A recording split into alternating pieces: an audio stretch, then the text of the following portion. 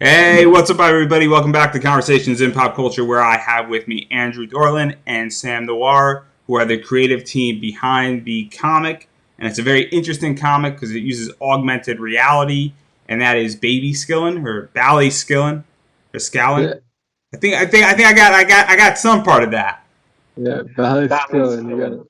I knew I was gonna mess it up. I knew I was gonna mess it up, and I even asked beforehand, and I knew that I wasn't gonna get it correct. So welcome to the show. Happy to be here. Yeah, thanks for having me. Yeah, no, I am excited because, as I stated, this comic definitely deals with augmented reality and it deals with some Irish folklore and some Irish mythology and other creatures and things like that. But before we get into all of that and start talking about this comic story and the intricacy details, I am curious how the two of you met and how this entire writing process started in the creation of this comic. Sure, man. Yeah.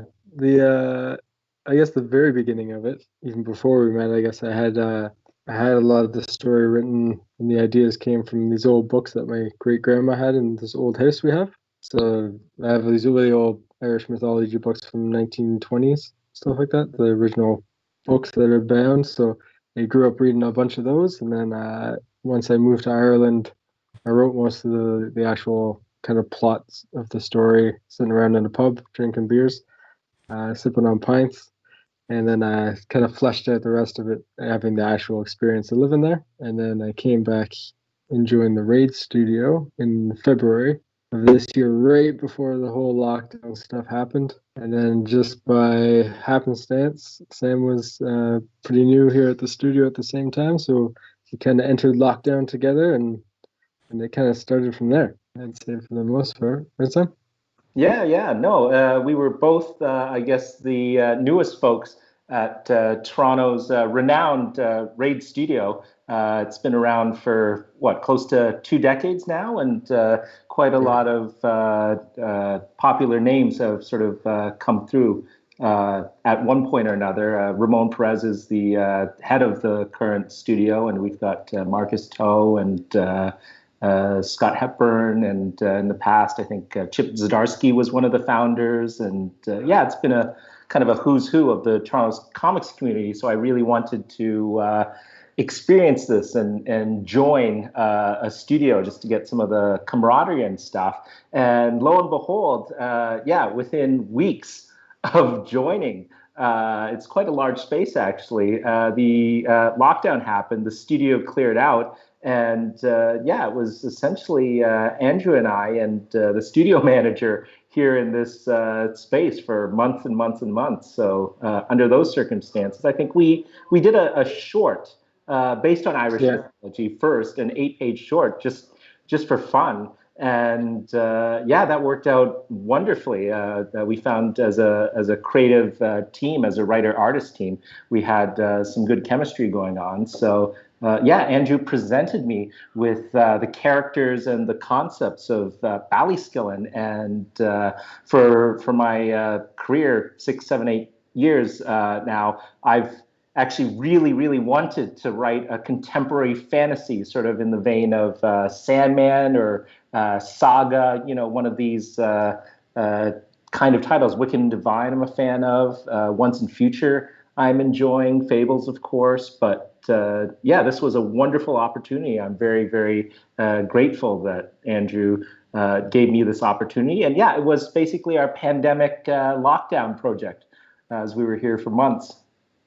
So I want to back it up a little bit and talk about the studio life in comic creation Sure.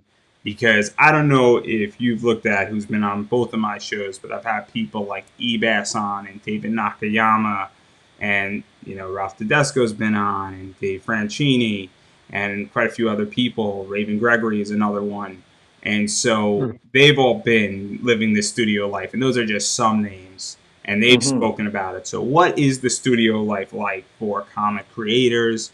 And I think it applies more in the artist field, and there's the bullpen style, and there's a lot of other things in that regard. So, I'm just curious how your studio life has been at Raid. Yeah, for me, it's a game changer for my whole work process and just the knowledge base that's even here. So I was like freelancing for quite a while before that. I also do storyboard work too. And so, but even in the lockdown, a lot of that stuff would be all done at home. So having a space that you can kind of come into, everyone else is professional, everyone else is sharing. It's more like sharing the experience of creating comics and know what it's like to create comics, because it is quite a process, like it takes forever. And so having all these people that are experienced around you that know the game, know everything, you need feedback on anything, they're right there. You can ask them. And then also just having a space outside the house, even just as simple as that, beyond having all that resources that you can access, but having that space outside your house that you're not just going crazy. You don't have the distraction of the TV over there, all that stuff. Like when I was freelancing at home, it's so easy just to be like, well, I got to do this or one more episode of this or whatever it is, you can find that distraction. So I think it's huge. If anyone has the opportunity to do that kind of thing and have like-minded people around, then I would highly recommend someone do it. And to even add to that, because I think a lot of people don't understand that comic writing and comic creation is a very lonely process. It's not a writer's room. Yeah. It's not Hollywood. It's not a bunch of people sticking around, throwing around ideas. Yeah. A lot of the time, the writer is doing what they're doing, and then they might hand it over to an editor at a company. Marvel will just use them as an example, and then Marvel looks at it really quickly, and then they give it to the artist. And typically, it can be very lonely. So, what is it even just to deal with people? And I mean, both of you can answer this, but just have people even around you and seeing another human being, because that could be a game changer too. Because I'm sure everybody knows the feeling in COVID when you don't go outside for 5 days and then you're surprised to see another human being. I'm in the States, and that's prevalent to me right now. When I go grocery shopping, I go into CVS. I don't see people for 4 or 5 days. I'm like, oh my God, people exist. So there you go. My experience is a little different, just because I was coming out of Ty Templeton's comic book school, comic book boot camp here in Toronto. Ty's a very sort of renowned local creator who's best known for Batman Adventures and more recently Batman 66. He's worked on Justice League, the Giffen and the Giffen and DeMatteis era of Justice League. He's done Spider-Man. He's done all kinds of amazing things. And so my original intent actually was to write and draw my own material. So getting into the studio, that was sort of the back part of the school. I settled in to write and draw my own stuff and found myself hugely intimidated by the artist that I was sort of working beside. And it just so happened across from me, another Ty Templeton student, Bryce Hall, who is an amazing, detailed, intricate illustrator, had just finished the first issue of his independent comic, Adam Brochu. And so it was almost like a chocolate peanut butter situation where I was sitting there, going, boy is drawing hard, and Bryce is sitting there going, boy is writing hard. And I ended up writing his second issue for him. And then as a result, because I helped Bryce out, a lot of my studio mates and a lot of actually folks coming out of Ty Templeton's school saw that I was a writer who actually understood the visual medium of comics, and I ended up writing a lot of people's second issues. So almost by default, I became a writer, even though I still try to draw my own stuff occasionally. It's kind of interesting. I moved home for a long while and found myself in a sort of a bit of a creative rut. So a fellow friend of mine from the Cauldron Magazine Collective, our anthology of horror that just wrapped up its insanely successful Kickstarter this morning. Shane Heron was at Raid, suggested I come in, and it was definitely a game changer for me. Especially everyone here is incredibly professional. This is a real job for them. They come in, they punch in, they they do their work. I mean, there's a bit of a clubhouse in that we have a nice chill out room with all the Disney Plus channels, but Play some you can't Halo. help. Play some Halo, Yeah, right? yeah. There's video Yeah. games, but you can't help but Yeah. feel the energy of the place, even when it is sort of it was a little emptier with the pandemic situation. It's nice that folks are coming back to the studio now, but yeah, it's been nothing as challenging and as tough a year as 2020 has been for everyone and myself. I found it to be kind of a creative renaissance after working at home for a few years and finding myself stuck in a rut to get back to a studio situation. And Yeah. I Yeah. have to ask. Sorry, go ahead. Please, please.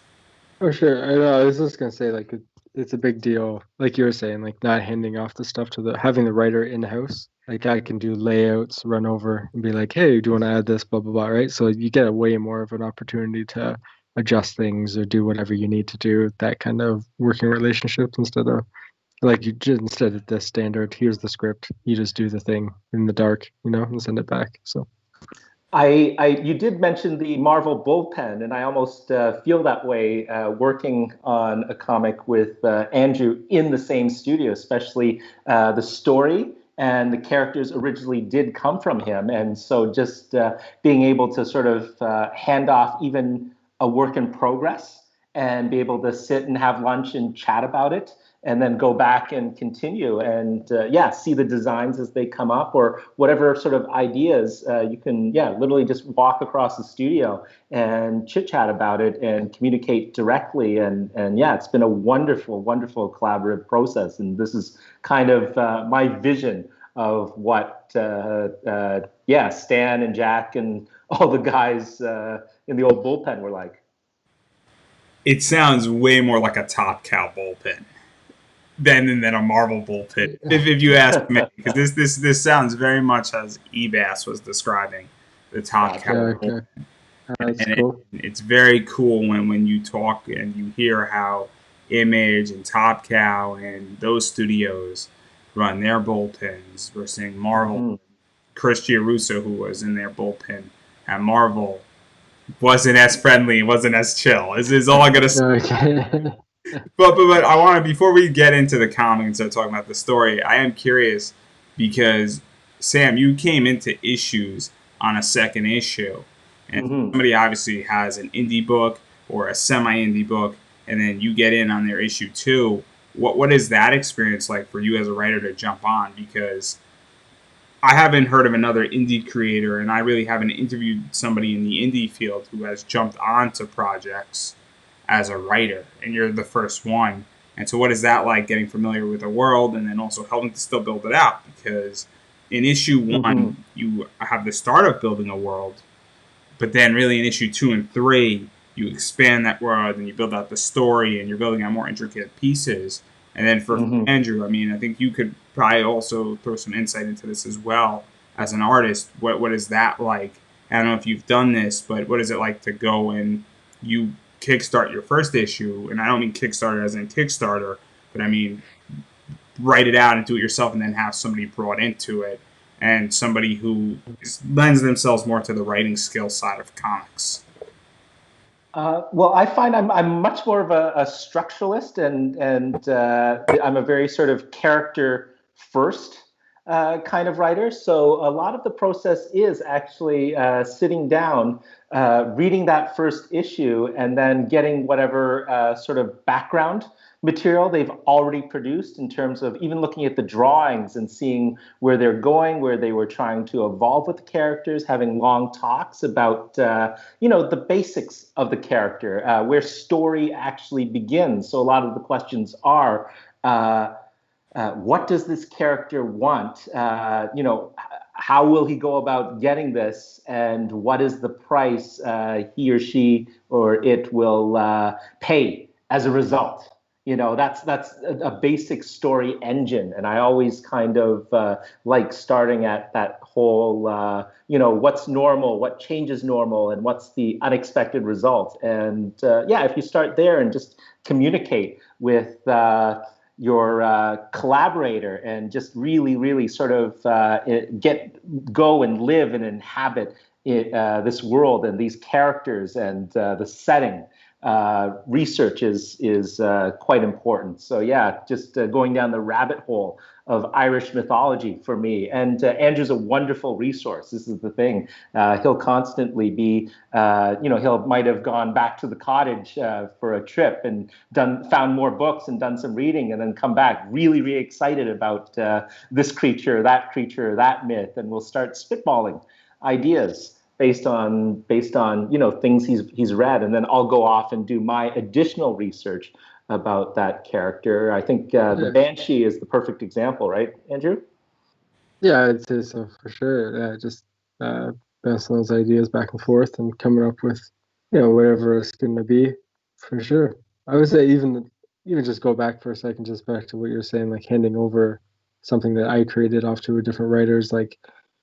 Maybe one day I could have the chops to write my own stuff fully, but a lot of these artists that you see, they dive into writing later. You don't have enough time. Like if you're going to be good enough to be, a full-time professional comic artist, you got to start with one thing. So like I know where my strengths and weaknesses are. So like I felt comfortable coming up with a plot and coming up with a story, but as far as structure and actually the dialogue and all writing all that kind of stuff that Sam would be way better at handling, I think knowing your strengths and weaknesses and being able to hand that off to someone and having someone else to bounce it back and forth is going to be better, than you just trying to do it all by yourself. And again, I don't have I don't have all that time to try to get proficient and amazing at that as well. So, just someone taking that time is awesome.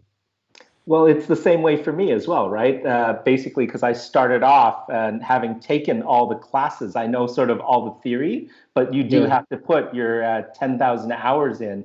And it's tough to sort of, I'm amazed at the folks that can do both. I found that, my strength actually was in the writing aspect. I do draw, but, in terms of the thing that I'm not ever stuck with and I have a passion for. And it's basically the writing, it's the story, it's the characters that really, really sort of drive me to this medium. So the fact that I think visually and I know the language of comics because I studied at Thai school, I think really helps that. And that's why I tend to have a lot of collaborators. I'm sort of, I feel like just sort of chatting with folks, I'm kind of a rare person who has a lot of artists that they're sort of working with. I know a lot of writers complain about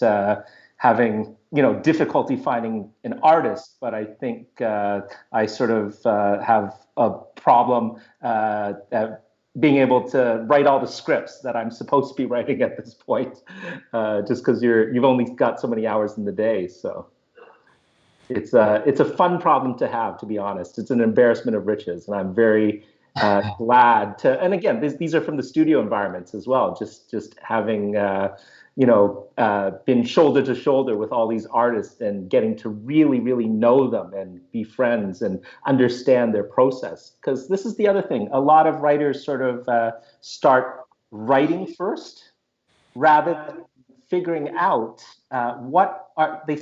You should know who you're collaborating with first and foremost, and figure out what they're passionate about and actually study their work to see what their storytelling abilities are. And I mean, with Andrew, it was astonishing. I'd go in and having worked with sort of other artists on our short even, you'd write a crowd scene, for example, or a large, dinner with a cityscape in there. And of course, I'll write in, I know this is a crowd scene. Or a giant battle scene. You can do this in silhouette as long as the main characters are, present and you can see their action. But Andrew drew the entire battlefield with all the bodies strewn about in it. He drew the entire town. He drew the entire banquet. So knowing that and having that rapport makes the writing that much more easier. And now that's a lot of insight into stuff, and I'm sure we're gonna dive further into it. But I do want to talk about the comic and that script, Yeah, that comic sure. matters, and so there's a lot going on in Ballyskillen. It's dealing with a rural Irish village. It's a haven for fairies. That's Yeah. Fairies. Just Mhm. to make it clear what we're dealing with here, and creatures from the traditional folklore of Ireland. There's a killer, and there's a sort of a mysterious force sort of in play, and I'm sure we're going to get into that. Hiding Mhm. among Yeah. the humans, possibly wanting to kill humans, and a few other things in this village. And well, there's blackmails from, I guess, some ancient guy who has a dark past, and he blackmails a washed up drunk pub owner. So Yeah. where did all this come from? Because clearly we have this very wholesome, innocent valor fight that goes straight down to the bottom of the barrel. Yeah. Clearly, it goes one way. Clearly. So please explain where this idea came from, because I'm curious, and I'm sure everybody watching this is just as curious. Yeah, well, that was a pretty good summary actually of the story for sure. So yeah, you got Rory, he's the pub owner, and Our through access character. yeah, yeah.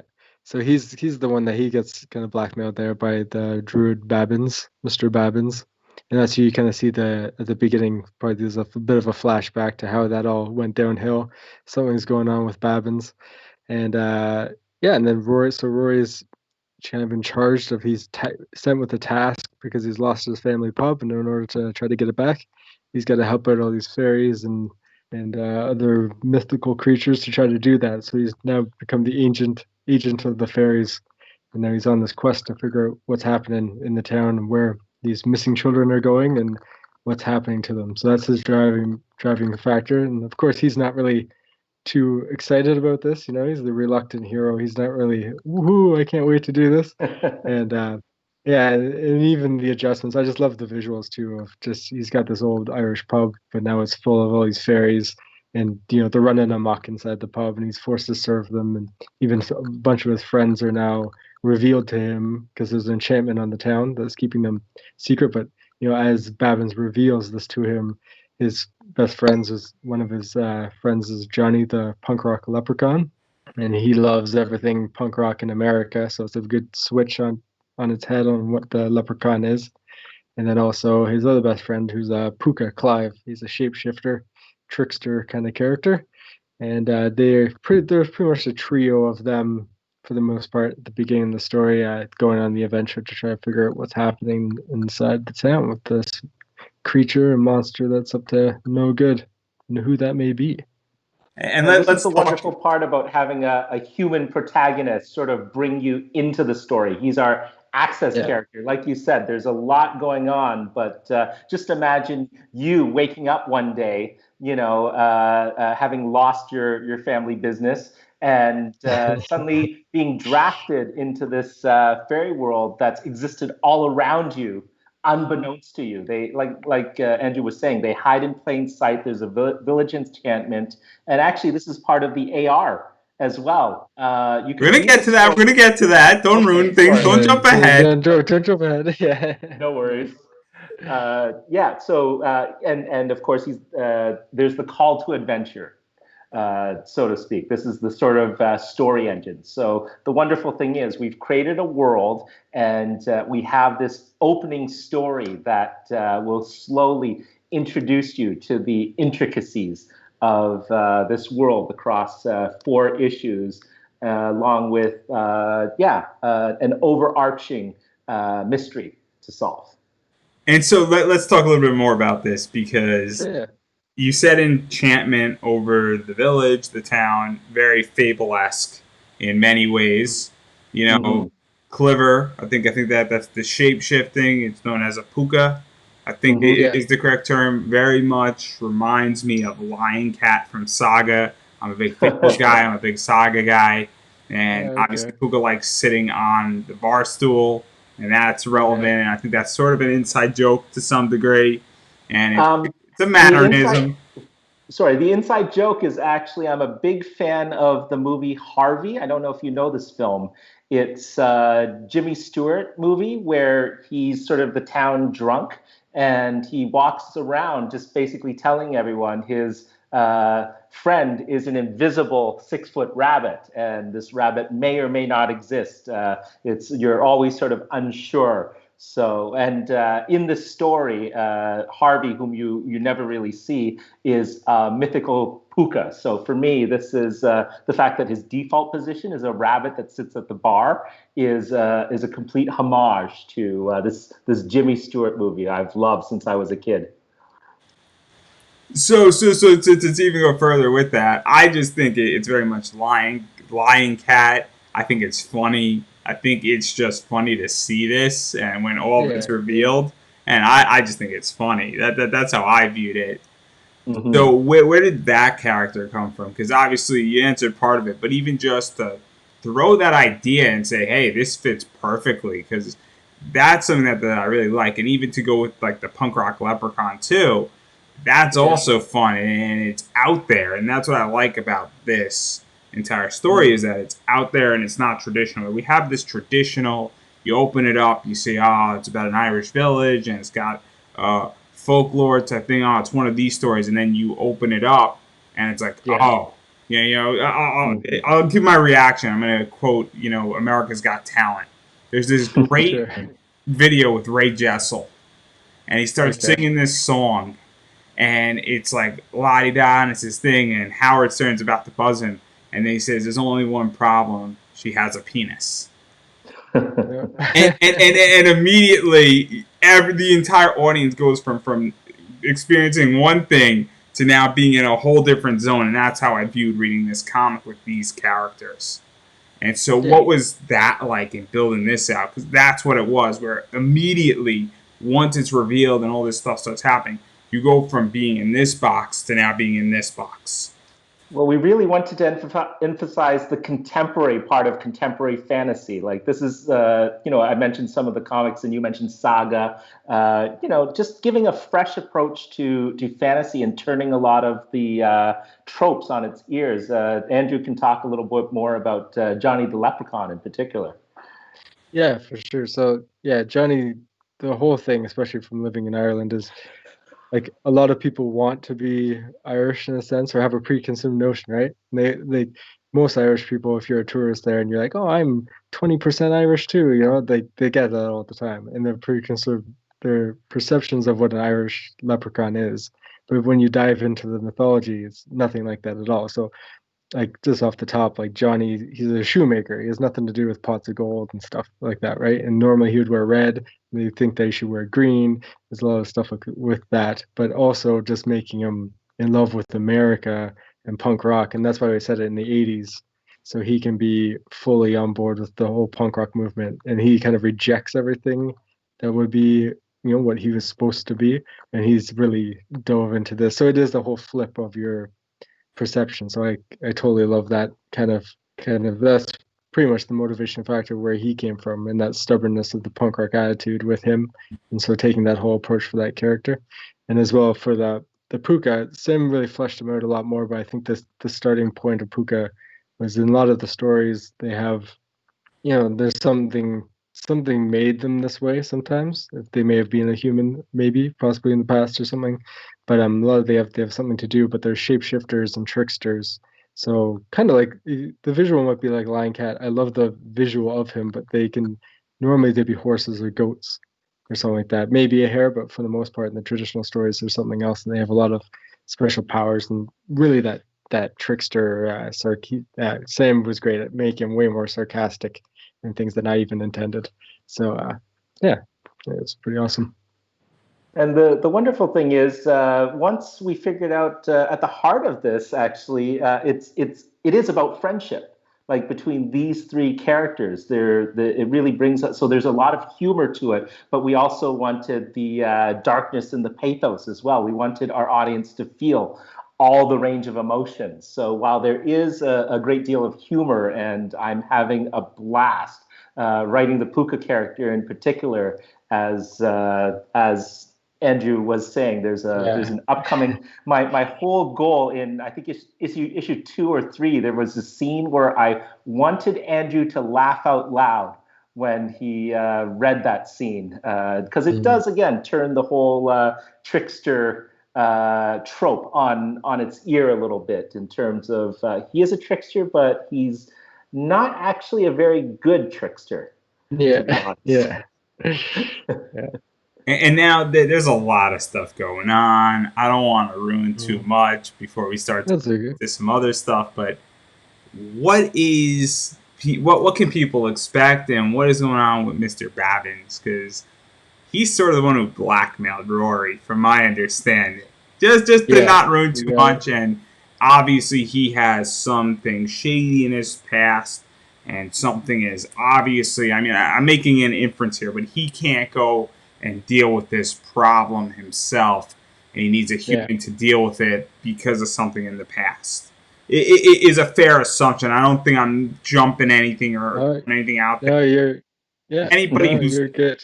Anybody Yeah. who's watched anything anime like or read enough comic books can see this entire circumstance with that. So, Yeah. what can you give clues wise for this character, and what can people expect going into issues 2 and 3 to wet their beak a little bit? Because the Kickstarter is still ongoing, which we're going to talk about Yeah. a little bit.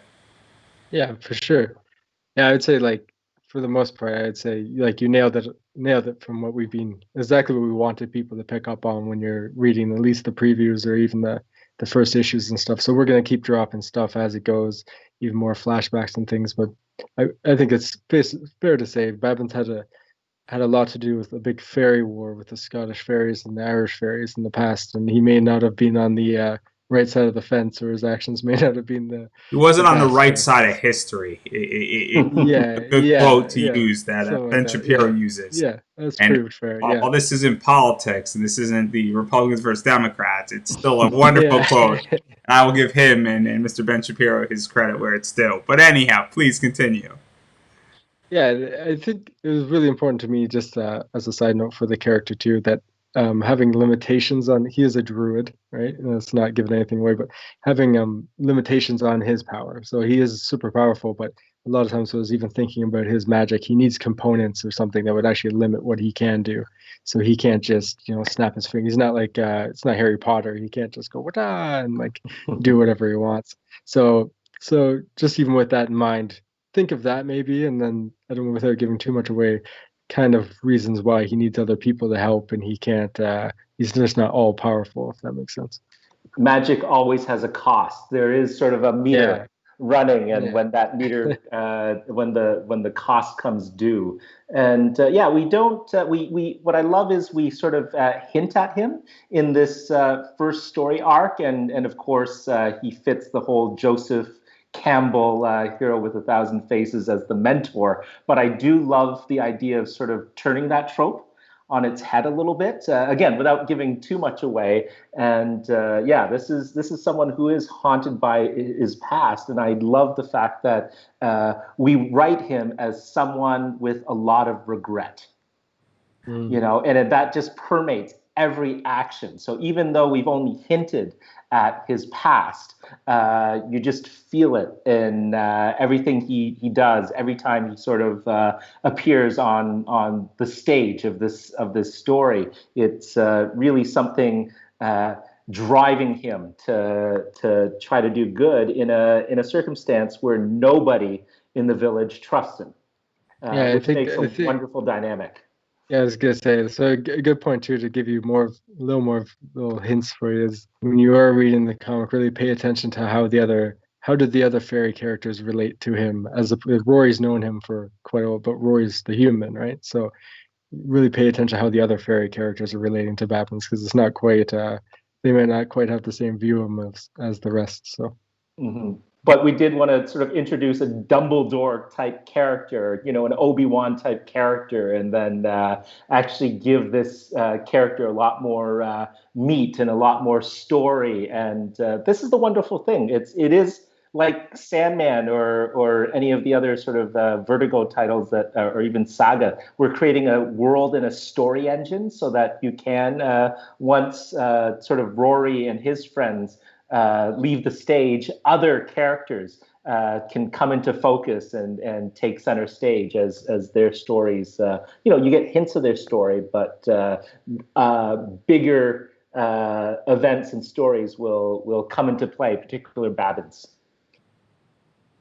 Yeah, and to talk about this, because I like how you make Babbitt have limitations. We see this in DC, Marvel, also in Image. You mentioned Harry Potter to some degree, where it seems that a lot of characters now in the mainstream and in movies and superheroes have unlimited power.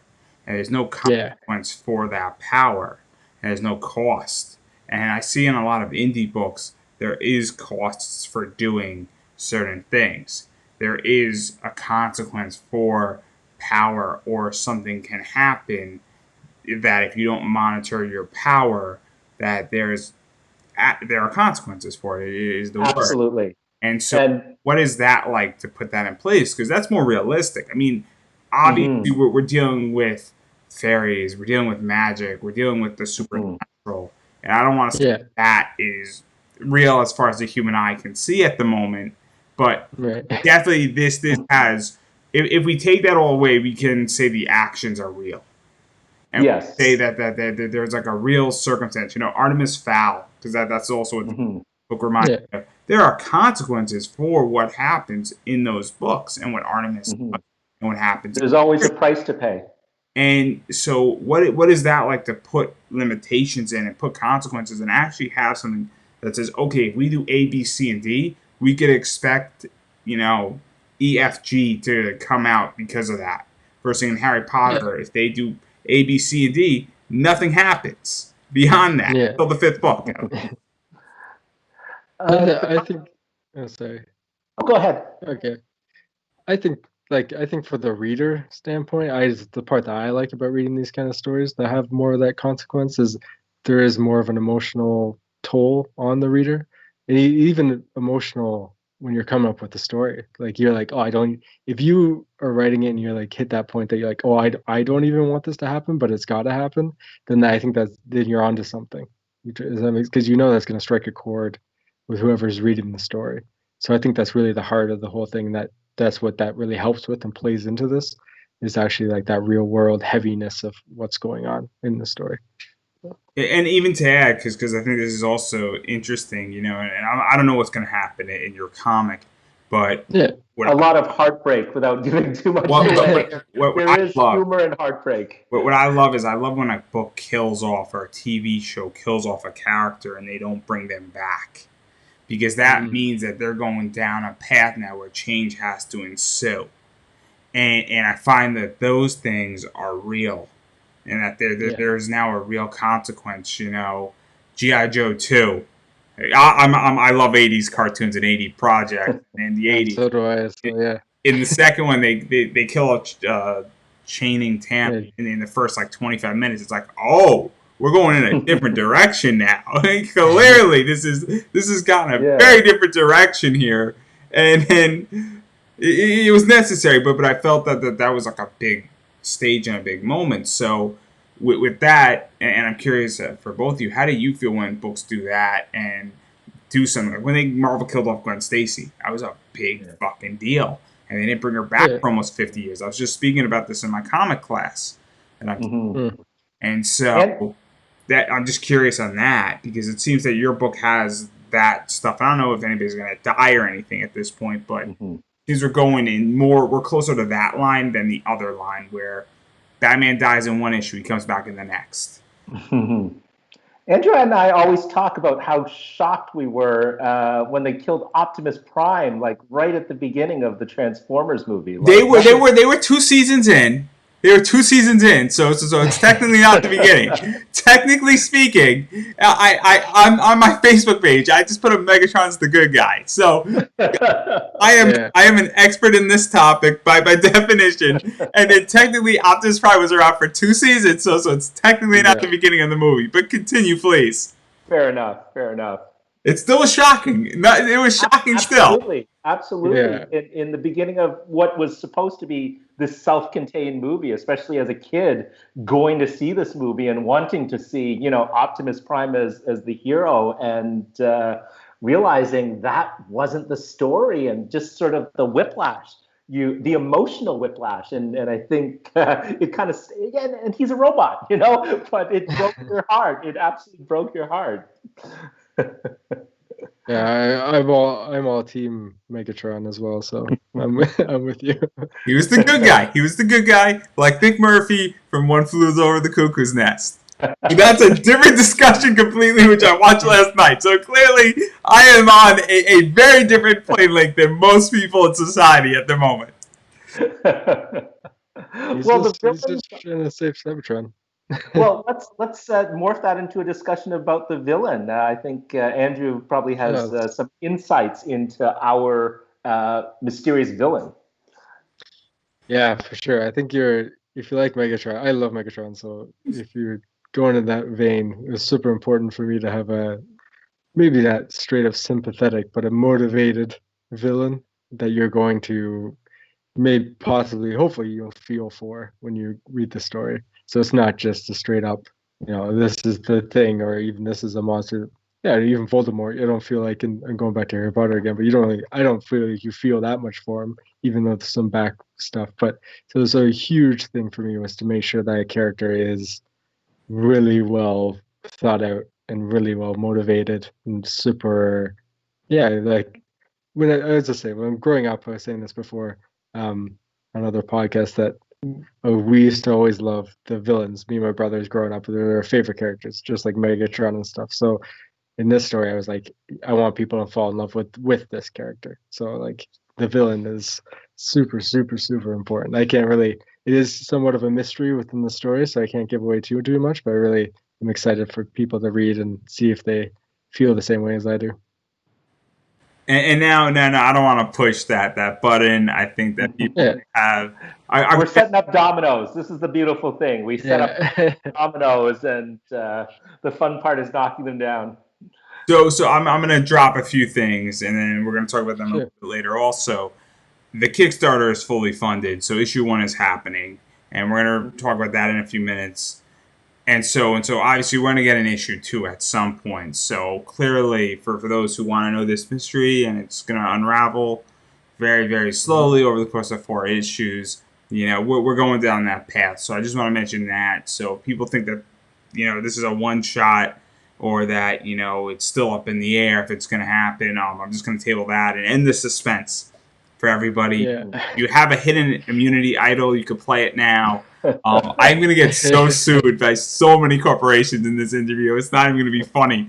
But I digress right there. But now, we're both very invested in this story. The scripts are written. We're ready to go. So this is a passion project for both of us, particularly Andrew. He's always wanted to do a story based on Irish mythology, and he's really, really put a lot of thought into these characters, and myself included. I've fallen in love with each and every one of them, and I know them so well that you basically you're kind of burning. This story has to be told at this point. We've gone past the point of no return. So let's talk about that, because I don't know much about Irish folklore. I know I'm uneducated in that sector, so I don't know much about Irish mythology or anything of that nature. I know very little about Irish history in general, beyond their issues with Britain and black and tans. And I know not to ask for that in any bar that's Irish. 3 things can happen, and only 3 things can happen. You will either get a bunch of free alcohol, which is the positive outcome. Nothing will happen, which is still pretty positive. Or they will throw you out, depending on which one you ask. And I get them all confused. So I'm just not even going to order it. I will just order a Guinness or a Jack and Coke, and I will be perfectly fine either way. But anyhow, that's the PSA for the day here. So given that they are based off of, and this entire book has a lot of Irish folklore in it, what was that like in doing the research? I know that you lived in Ireland, Andrew. for a little bit. Yeah. That a lot of this stuff came out of books that your grandmother had, and Hmm. but also what was it like? Because you don't want to be disrespectful to those folklore, and there's a Yeah. fine line because this book is modernized. It's got that fantasy element. It's saga-esque fables, very much in that style and touching upon that genre.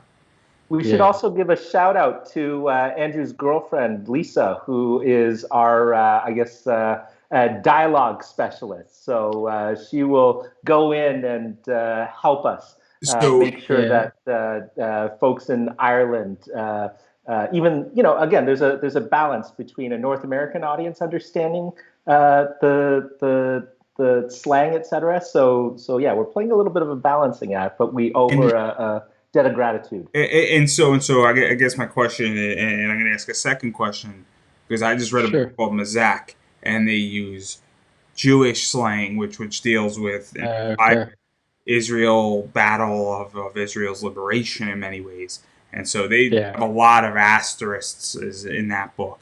Okay. And so, what Yeah. is it like to be respectful and also use the correct slang and terminology, but also push this story out and capture what the story you want to tell? Because I think Yeah. Sam said it really well. It is a balance, and there is a fine line, and if you take a few steps over, it could not turn out so well, or it could be disrespectful, or it could miss the mark. Yeah. So even just the starting point, the nice thing about it is I'm not touching on anything like in the relative history. Anything that might be touchy is not really going to be in the story. So you have a huge well of mythology that goes back to. So you get the the Danann are like the original. They're like the mystical people of Ireland. There's not much about them. Like there's a real mystery about, but they're like almost supernatural beings that were there before. But they have all the magic powers and everything. The Toth Danann. And then after that, at the same time almost, there's also the Fomorians, who are these like monstrous, like giants, like dog-headed people and like fish people, and they can control elements and all this cool stuff. And they lived at the same time, but they're also like seen as possibly the first people that conquered the land. And then you have the Mycenaeans, who are like kind of the human people that ended up fighting and became the first kings of Ireland and took over after the Danann. So there's like and they made a deal. They're the ones that like, so there's a deal with them. So the ancient people and the humans had a deal. They agreed to split Ireland in half. And then the humans kind of tricked them and said, okay, we'll take the top and you have to take the bottom. So that's when all the fairy people were banished to the underworld, and they have to live in the magical place, usually in the mountains or underneath the grounds and all these fairy mounds, right? So that's kind of where I'm playing in. So there's not really too much. I can kind of say safer in there. I'm not going to go into like the troubles or anything modern kind of area. But yeah, and then beyond that, I guess like the beauty was I would literally be sitting there and picking off of real experiences. So there's an amazing pub I was writing in Rory. A lot of his mannerisms and what he was doing is based off of the bartender. Actually his name's Benji, but he's working at this like little awesome pub I'd always be hanging out in. And so there's a lot of stuff that comes from that. And just from what Sam was saying, my girlfriend's actually she grew up in, like, she's from Ireland, and she's from Cashel, which is like middle of the island. And so all of the dialogue, we run that past her. And so we do a lot of adjustments for, would you say this? Is this right? Like, I want to double check, right? And so we don't have to, we can kind of write freely and then get all of that back, double checking. But then we also like walk that line, just like what Sam was saying. I mentioned this before as well, but there's another book called Savage Town. Have you seen it, from Declan Shelby? It's one of his books, but he wrote it all exactly how they speak in Limerick. And there are some people that were like, "Oh, it's a little hard to understand," That so we kind of made a point of, like, at least that we use slang, but make sure it's not alienating the North American reader at the same time. So It's we really within walk that line. context. Yeah. So we made that really a big point of context to make that legit and walk that line. And then just the same thing, even if I write something that might be weird, she can be like, "Hey, no, no, no, change that. That's not really how that's not gonna fly." You know what I mean? So yeah, so it's pretty good. But again, like, because a lot of it's on the ancient stuff, and the Ulster cycle is one of the books with all the heroes and everything that goes through all those cycles too. So A lot of it's so old, it's kind of safer to play in, I'd say, for the most part. Okay, and, Yeah. that's good. That's good. And then also, I would imagine as a writer, because part of that also is that you don't want to look and make a mistake because that tests the credibility. Yeah, There. and I'm in Right. awe of Garth Ennis, who is Irish but has an amazing ear for dialogue.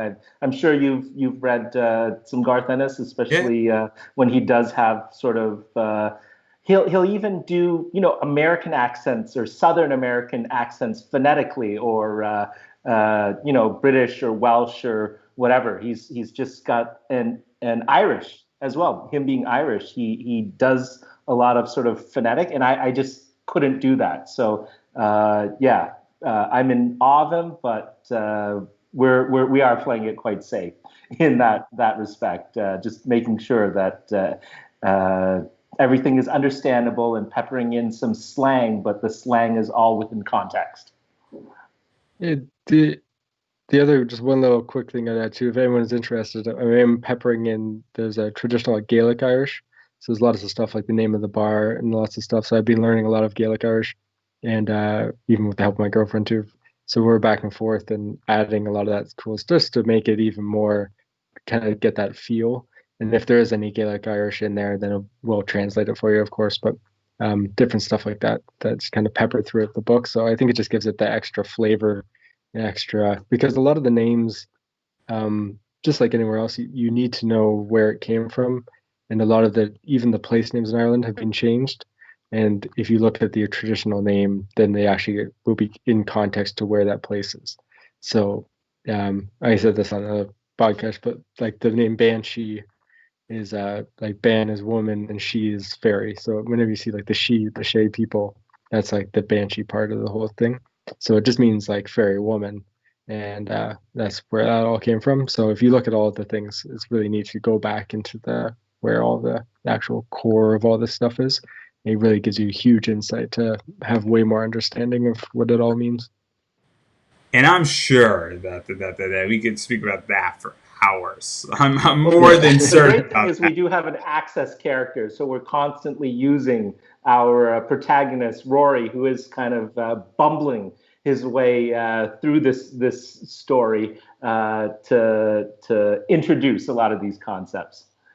So now let's talk about another concept that is beyond the story, and I think we're going to tell the story and all the intricacies and some of the backing, because there is another component to this, and it's the augmented reality component.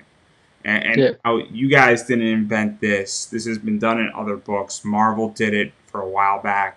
I think they stopped doing it, and they did it a Mhm. particular way that was interesting. And so, where did this idea come about? Throwing it onto an indie book and throwing it onto this book and using it the way you did it, because in many ways it's the elephant in the room. It's your secret sauce. And so, where Yeah. did the idea come from? And then how are you guys using it in your book? Because it's different for anybody who's taking a look at the Kickstarter or taking a look at the previews. It's used slightly different than how Yeah. people are expecting it to be used. Well, traditionally, when you look at a lot of this stuff, it's I think the term motion comic has been around for a while, and it literally is sort of the panels animating slightly, some audio effects, some visual effects, and yeah, it's more played for novelty. And what was really important, especially when sort of Andrew is the genius behind all of the animations and the augmented reality that we're using, it was important to us. We were completely simpatico that this would be all about storytelling. So we had the scripts were all written prior to the augmented reality coming into it. And the story stands alone. It's a self-contained story unto itself that can be satisfying to a reader. With that said, he's doing some amazing things. 2D traditional animation. I think you saw the battle scene. That's our splash page that introduces you to this world, and it hints at a battle with the druid characters sort of cradling the body of a child. And yeah, the wonderful thing is you get the context of that one splash flashback, but Andrew has taken that flashback and within the augmented reality actually animated the battle, which is baffling to me. That much work that goes into it. It's incredible to go back and show you the full scene. Yeah, so like I was just saying, like a good way to look at it, we were talking about this before, is almost like the super bonus special feature edition, because you can just read the comic if you want, but a lot of the stuff I'm adding is even like just the acting that I can get in with the characters. And like you're just saying, you love like 80s cartoon. I love 80s cartoons. So when I was first thinking about it, I was like, if I can read a comic and have a cartoon at the same time, I'm like, okay, like why wouldn't I have that, right? That seems amazing. And so because I'm using Blender, if anyone is interested or knows anything about Blender. So I'm using that to actually, like, I've built the town in like a 3D environment so I can have dynamic camera moves and all this stuff happen, but I'm also hand drawing all the animation that's happening. So it's all 24 frames per second, hand drawn traditional animation. And yeah, so it's just going to give you way more backstory for the characters if you really want to dive into what's happening, who these people are, and then a lot of secret stuff that we're going to hide in the background and different things. One cool thing I just added, that we've announced on some podcasts and things like that, but when you hold up to the page now, there's going to be a button that you can click on, and any monsters that are on the page or creatures, you click on that, and just like a Dungeons and Dragons monster manual page, those are going to pop up, and it will give you all these backstory of all the creatures and where they're from, all that kind of stuff, and you can flip through, and it'll give you like power stats and all this stuff. So it's really like, it just gives you way more bang for your buck from a normal comic, as well as the motion and things like that. So yeah, we can even show you. I don't know if you want to we could maybe show you a little preview as well. I don't think it's gonna fly on my thingy. It's not gonna work. I got a feeling. I don't want to ruin anything. I want to keep people in the loop here, and I want people to go out and check out the Kickstarter page. Sure. Okay. So even going off of that and everything that's going on with this, and obviously it seems like a bonus, and it's obviously something different, and you're building upon it. And I've seen QR codes in comics now. I've seen concept albums being paired with comics. I've seen original music being written for people's comics to be read purposely and being timed. And people have devoted a lot of effort. Haven't seen anything like this in an indie comic. I don't know if you guys are the first. This is part of why I wanted to do this interview. And so what is, and I think you answered part of it, but what is this like that you're now building upon and you're transcending media? And I don't want to say you're producing a TV show. But you're almost producing a short. But it's almost in between the pages. Like, imagine you slicing the page of a comic page, and I wish I had a comic book because this visual would be so crucial. But like, you're almost slicing a page, and now you could tear a page apart, and I don't know if I'm giving that visual, but that's how it seems to me. And so, what is this like? Because this seems to be one of those steps into the future where this isn't VR yet, and I think VR is coming into this sector. I don't think we're there yet with VR, just in general, but I think this is sort of what I think, and I'm fumbling for words here, but this is the step or one of the steps to VR with comics. Absolutely. It is totally, yeah. Like I'm not to give, I don't know if I'll get there, but I'm on the verge of that kind of now. Like being able, it's something I was playing around with before, but we'll see with future kind of issues and things how far along I get with that. But currently, currently it's really, I think the slicing is a great example. Like we have one example on one of the pages that I did that there's 4 panels on the page, but 3 of the panels, when you do the animation, the top panel animates, but then I merge the last 3 panels, and they go into one animated sequence, right? To give you that more suspense and has the sound and everything that's going along with it. So I think you're right on the money with like that weird mixing of the two mediums and bringing them kind of together. And I'm always saying, like, just what Sam was saying, it was huge for me because I do love comics and holding that print comic in my hand. So I really didn't want to detach. Like, I want to be able to pick up the book and still read it and love it and look at all the panels. But just having that amazing element of animating it all and adding all these extra features and things that even rewarding the reader for pulling out the phone. Like you said, like Marvel did some of this old stuff, but I found it kind of more of a hassle to actually pull out my phone and do the whole AR thing.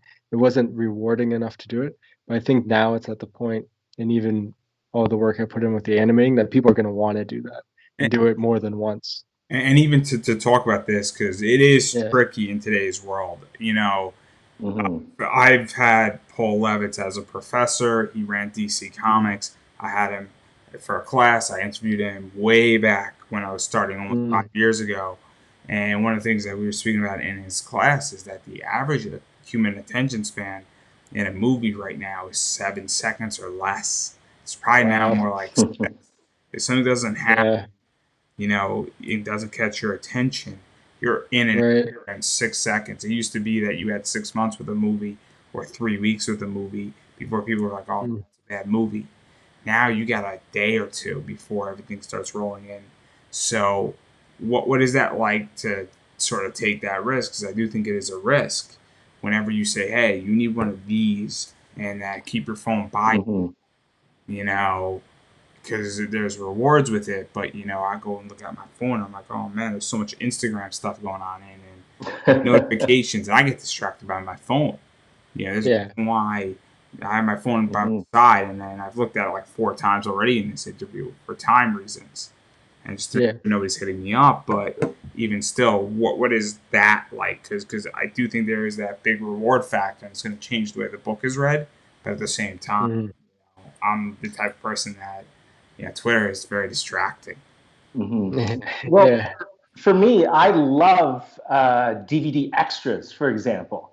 I'm the type of fan of something, especially comics, where I do go off and seek the interviews, or looking at sort of any sort of behind the scenes or extra information or cutscenes or original. I love original scripts where, you see scenes that didn't make it into, let's say, the comic or the movie or the TV show or animation.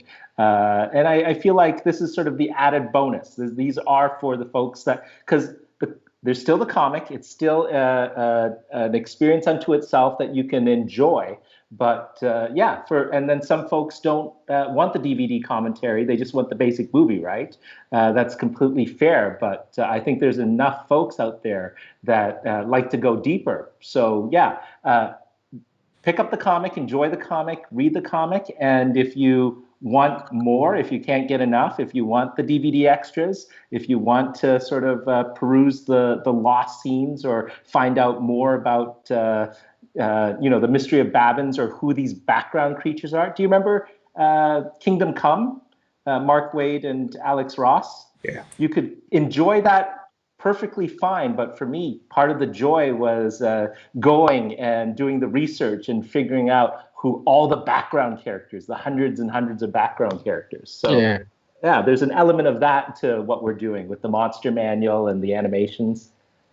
Yeah, I just hope we can share this, like my excitement for the story. And once someone's invested in the story, I'm sure they'll want to use the app, like at least once, just to experience it. So I think once you love a character in a story, I don't see why you wouldn't want to do this thing that's free. And like once you buy the book, it's there, and you're gonna want to experience it for sure. And let's talk about that, because it's not just the book that is using this technology.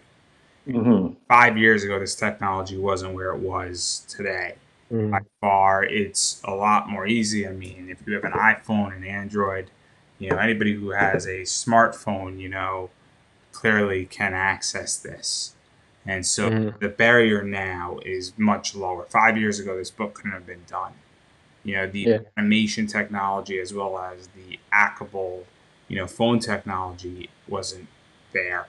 So talk about the Kickstarter, because this book has this, but there are several rewards that also have this. And I'm also curious about the digital side. And I think I know the answer, but I want to reassure. So I'm gonna go through this as much as I can. We got 17 or Yeah. 15 days left on this Kickstarter, from my Yeah. understanding. And then there's a bunch of digital tiers, and I Mhm. think this technology works digitally for my complete understanding. Correct? Yeah. Yeah. You got it. Yeah. You can get this comic digitally for $5, and pretty Mhm. much you can use this technology. So it's not just the physical side, and then there's a bunch of other stuff you can get digitally that it also works with. And I think you have some like augmented prints and stuff Yeah. like Yeah. that. So I think there's some digital stuff, the prints that appear, virtually, and then Mhm. use augmented reality. And then there's physical stuff. So what is all Hmm. that? Because that's what people want to know. Because that's my experience in Kickstarter. People love rewards, Hmm. Yeah. and part of why people love rewards is because people will maybe want a physical copy, but they're hoping for stretch goals and other rewards and bonus stuff. So how Mhm. does that all work with you guys, and what are you offering, and how do those prints work? And because I haven't seen the prints on how they work, so I'm curious on that. Yeah, so it's cool with the technology actually just detects the actual image. It's not like a lot of the older stuff I think was all QR code kind of triggered. But this stuff now is all image triggered. So all the images, just all you gotta do is point the phone. It's all in the same app. You just open the app and you point the phone at the print, and it'll just run automatically. So we have all special animations that can go with all the prints, just like the comic. But even on top of that, we got like, for example, we have T-shirts that will have Clive the giant rabbit on there, and you point it at the T-shirt, and he's gonna start dancing across your T-shirt back and forth, doing a little Irish jig and stuff like this, Irish dancing. So it's really like just building this whole all into everything we have. Why not? It's already there. It's a really fun thing to do, especially to see him on someone's chest, dancing around back and forth. We even have socks that he's gonna dance on. Um, yeah, it's pretty. It's Masks. We pretty. have masks Yeah, we got with him on masks. it. Yeah. Yeah, so it really just opens up because the detection is pretty amazing. The really cool thing that we discovered, just because it works off the contrast, is most of them are picked up now. I think there's still one left, even if you picked up the splash page, or some original pages from the comic, all the interior pages that will be animated. So if you buy the original art with just the ink work, you hung that on your wall. If you point the app to it, it still works on the original inked art. So it's pretty neat. It'll actually become full color and start animating over top of the original art. So I think it's just because that technology has developed So so to far. And talk it's about that, and hate to interrupt, I yeah, that's understand okay. that in the comic it was intentional for that to happen. Did you Hmm. know when you were doing the original art and inking it that that was going to happen? Because that's something No, I did. No, I I didn't think know. is it. No, it was like yeah, So how did you actually a big guys? How did bonus. you find out about it being in the original art? Because that to me is a story. Because I think people when they hear this are going to say, "Oh, I want to do something in this sector," and then they're like, "Oh wow, I didn't know the original art Mhm. was able to do this." Also, that's kind of cool in many ways. Yeah, I think it was just an amazing bonus that we just discovered. Just when I was making the app, I would be holding up, I pretty much it was like almost laziness is how I discovered it because I'd print off the image, right, and hold it up, but I would make new animations. I was like, oh, I just grabbed the original art that I drew and I held it up, and sure enough, boom, it worked. I was like, wow, it's amazing. So it's just that technology is so good at detecting it now that it doesn't have to be like every Hmm. little square of the image has to be exactly perfect. It's so good at detecting it now that it gives you that freedom. Yeah, it's Yeah. amazing. It's cool. I'm even wearing a T-shirt of that splash page that activates the AR as well. So why don't you just stand Yeah. up for a few minutes so that Oh, anybody sure. who's looking at this can check it out, just for their own enjoyment. And if you go in the app, and Andrew, you could explain the app a little bit and tell people where they can find it, download it, and all that stuff, so that on replay, or they can pause it for a few seconds here after you explain where the app is. Oh, for sure. Yeah. So if you just go to the Kickstarter, just go to Ballyskillen, type in Ballyskillen Kickstarter, and the links will be on there. But even easier if you go to ballyskillen.com. So BALLYSKILLEN.com and just click on the apps button, and there'll be the links right there. They'll bring you either for iOS or Android. It'll bring you right to the store and just hit download. And then if you pause the video right now, point it at that shirt, it'll pop up and start playing. And even the sample pages are even on the Kickstarter site and the website as well. If you wanted to try it out for free, just pop it on there and give it a go. It's all free, and anyone who wants to try it out, go for it. So I don't want to keep Sam standing. So Sam, thank you for it's all okay. that. I figured we have an opportunity here. Yeah, And I don't know how well everybody is going to be on Facebook. I'm not promising anything, but what we tried. Yeah, it's all good. So now to even go further off of that, because I think that's really cool, both on the digital and obviously it's going to work in the comic book. If you get original art, it's going to work in some of the animated pages. And so obviously, if you like what you're hearing, everybody, and you want some original art, and I'm sure there's an indicator on stuff that's animated and not animated in the Kickstarter. Yeah, so everything. So we have a tier. So every 500 we make above what's happening right now, we're going to add more animation. But I'm going to make sure that every page has something. I would say even just going on, even depending on the level of what's happening. So I think we're almost at 5,000 now. So we have 2 more slots already added. And, it gets us up to 12 pages. That'd be 12 fully animated pages. So even if you bought original artwork right now, I'd make sure that you get an animated page, of course, at this point. But as the Kickstarter keeps going, I'm really hoping we get up to the point that the whole thing is going to be fully animated. But I'm going to make it so even if something little happens on each page, something will give you something on every page. So this is where I become a salesman. So here's the thing. So you could go and buy a boatload of original art. There's a bunch of websites out there that you can go buy original art, and it's not even money anymore. It's for everybody. So you can get whatever you want. You can commission whatever you want from any artist, technically. If money's not your problem and you're looking for original art and you're looking for something, you can get original art hanging up on your wall. You can get a cool print. I have several of stuff. You can get a comic commissioned and everything in between of that. This is different because now what's happening is that you hang it up on your wall and then you take your phone to it, it's gonna move. Yeah. So you're now not buying original art anymore.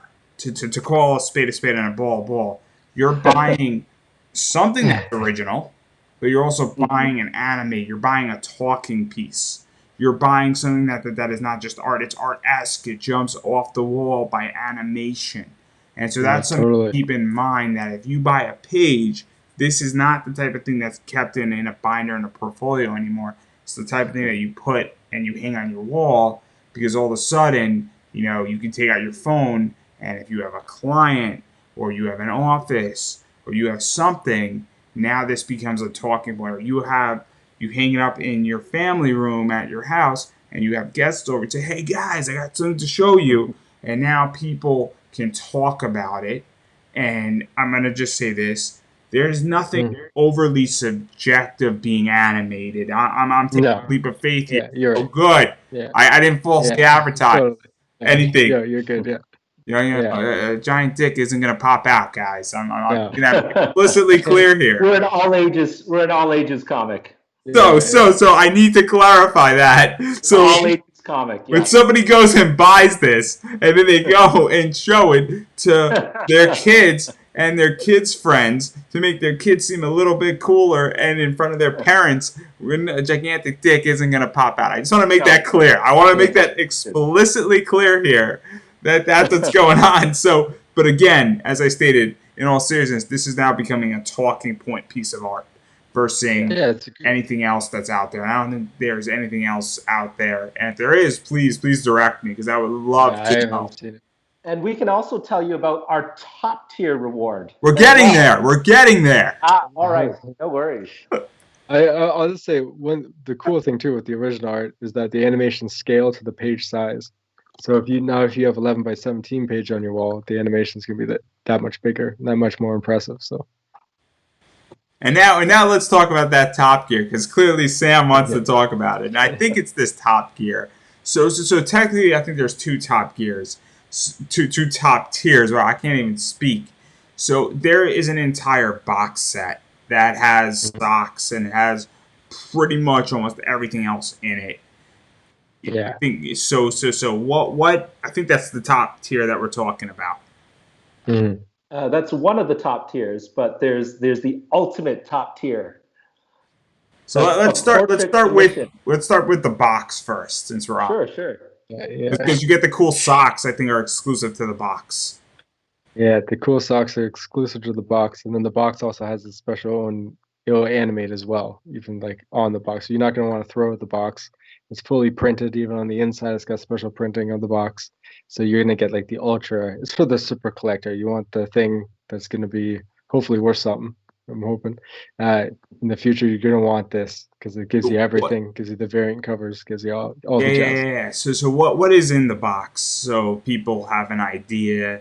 And I mean, we mentioned the socks, and the socks are animated, and it's got, pretty much the dancing puka on it for those who Yeah. want. So if people point your phone at your feet, I don't know, they might foot fetish. Hey, you got a foot fetish. This might be right up your alley. I'm That's saying. for you. I'm just saying. I know people who have foot fetishes. I'm just Yeah. saying. There I'm you go. definitely going to be The directing whole instead. marketing, Mhm. something we didn't expect, but yeah, go buy this box. We got the T-shirt, we got the regular cover, we got the variant cover, we got prints in there, different kinds Yeah. of prints, mini prints and larger prints, and original art as well.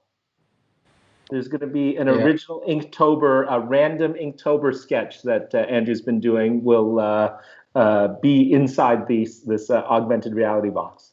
Yeah, so it'll be if you go to my Instagram or Facebook, we'll be posting on there. But it'll be a creature from Irish mythology is the topic I'm doing every day. So it'll be one of those you'll get for sure. And then going beyond this, what Yeah. is the top tier? Because I'm now confused on what the top tier is. Because I know that you also did a customized top tier, sort of. It's a portrait commission, which at first doesn't sound too exciting until Andrew does his magic on it. Yeah, so you're gonna get like almost like an ultra. I'm saying Harry Potter a lot this interview, but an ultra Harry Potter style portrait. So I'm going to do a portrait of you, and then you get to even choose. I'll go back and forth with you a little bit, but then you even get to animate and do something in the portrait. So now you got a portrait of yourself at the house. You want to be, to a limit. I'm gonna say it's not gonna be super long animation, but say you want to fight a couple of ninjas for 2 seconds, or your head's gonna turn and shoot laser beams out of your eyes, or whatever you want me to animate for a reasonable amount of time, then that we can make that happen. So it's going to be pretty amazing. And then also, there's another thing I don't know, and I'm going to put you guys on the spot. I know that you did a customized tier for somebody, also. Mm. And the reason why I asked this is that people might want, the combination of two tiers. So how does that work? So you have some variants, and somebody might want a variant cover or all the variant covers, and then they might want, a regular cover, and they might want three regular covers.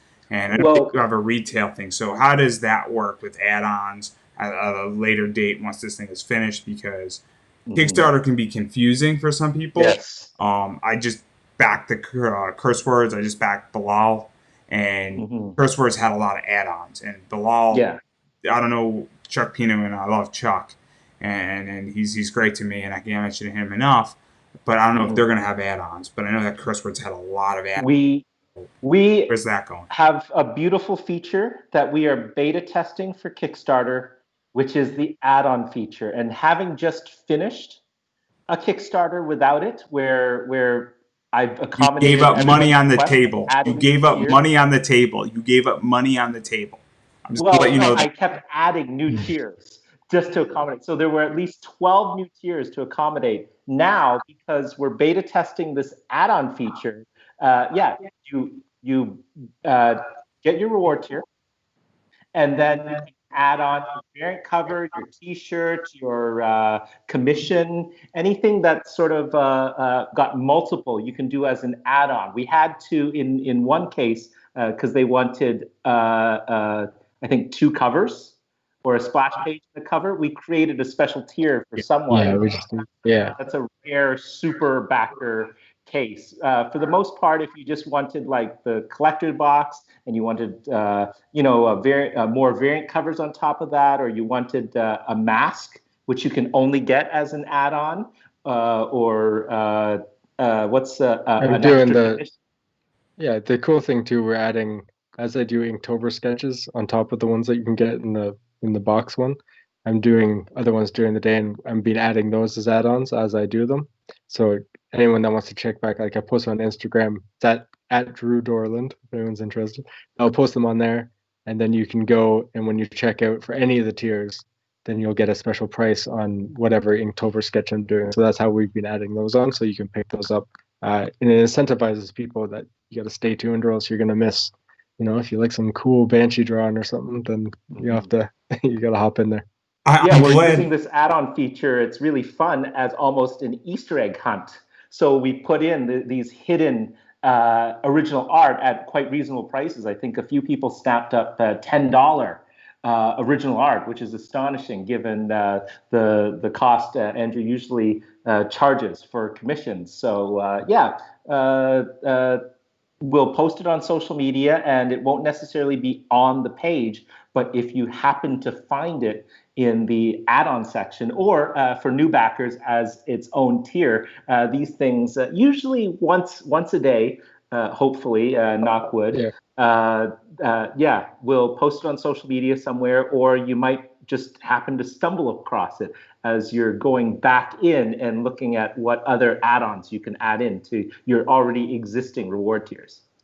See, I'm glad to hear that because I am a big fan of add-on stuff and things like that. Somebody did a really cool Kickstarter and they had awesome guitar picks that you could add on. Yeah, cool. And so it's a music comic, and it's like I bought the comic for like $10, but I didn't want to spend 30, but I had no problem spending $5 for 2 guitar picks.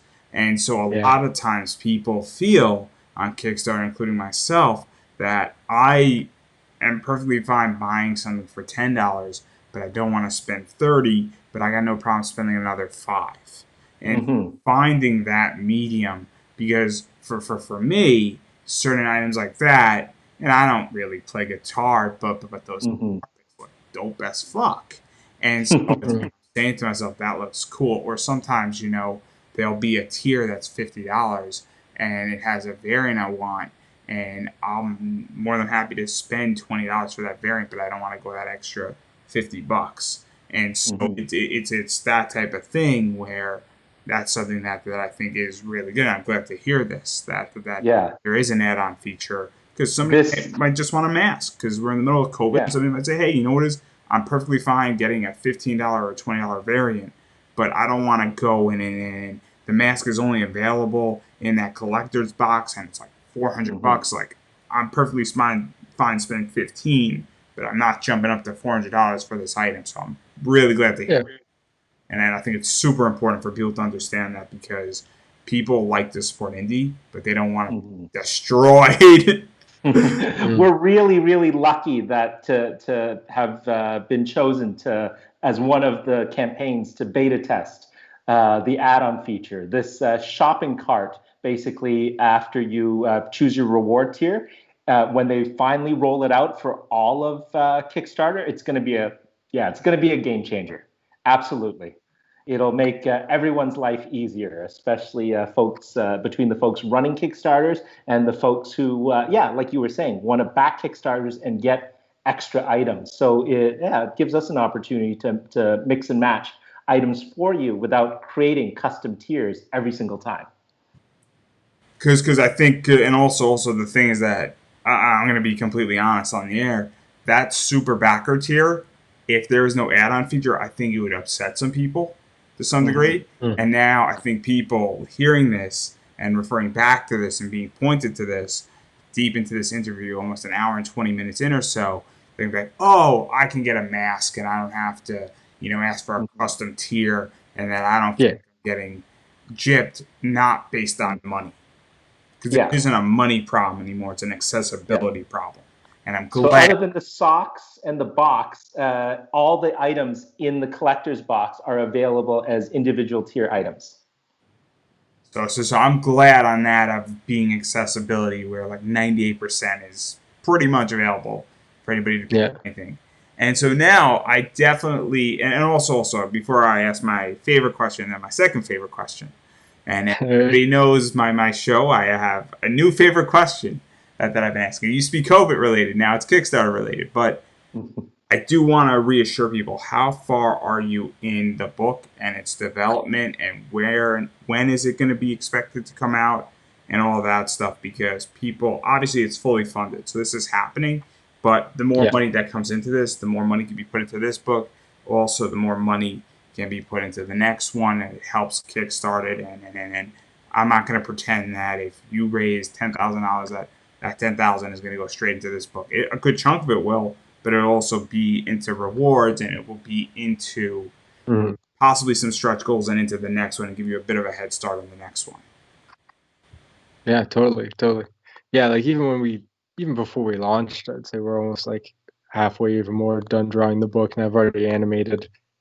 And like the animation takes even longer, so I've already animated almost all those pages already. So, and then I've already been developing new animation and even more pages. So I'm gonna say even by the time even the Kickstarter's done, I'll be done drawing the book almost like totally. And so we're looking at it was for January's delivery. We're gonna try to aim for Christmas so people can get this as like a Christmas bonus. That's really my goal. We just didn't want to overpromise and say you're gonna get this by Christmas and then I'm not. So we went with Great January saying. just to be safe. Great Yeah, but saying is under promise, over deliver.